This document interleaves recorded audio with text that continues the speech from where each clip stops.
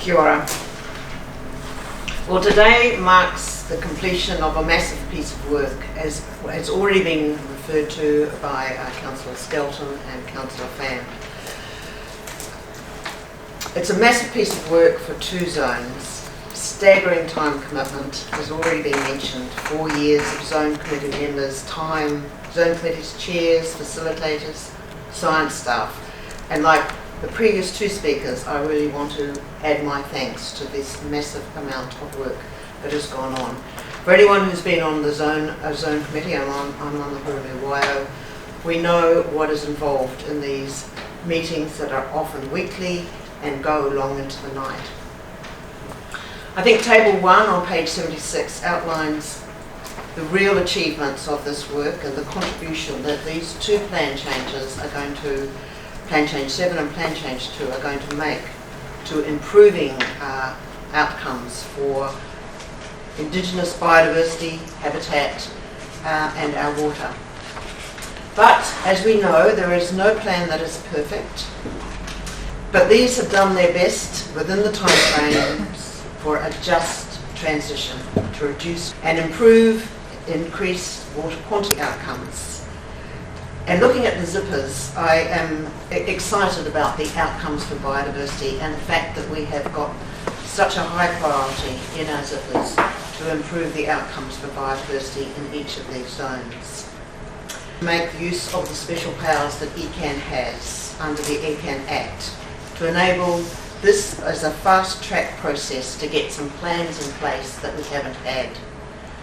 And if a 3 to 4 years consultation can be called fast, you'll know what it's like under the Environment Act. It could be 10 years fighting in the courts if this doesn't go through today.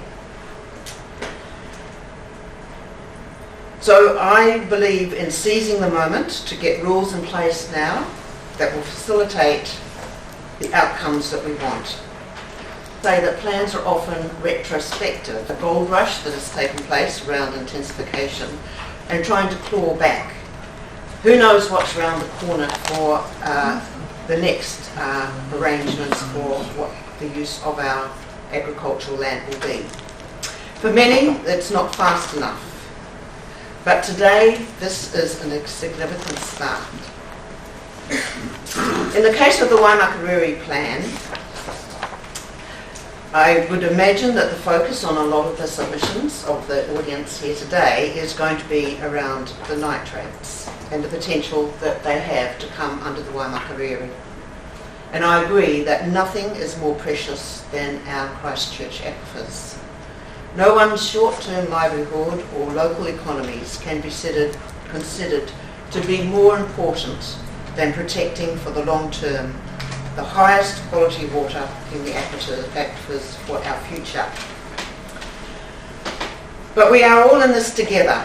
Thus, we urge that we continue to be ready and willing as a council and as a community to be adaptive as our science and understanding grows.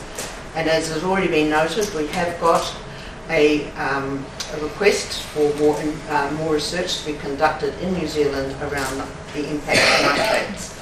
But as with Councillor Pham, I'm also particularly concerned about the ecology in our aquifers.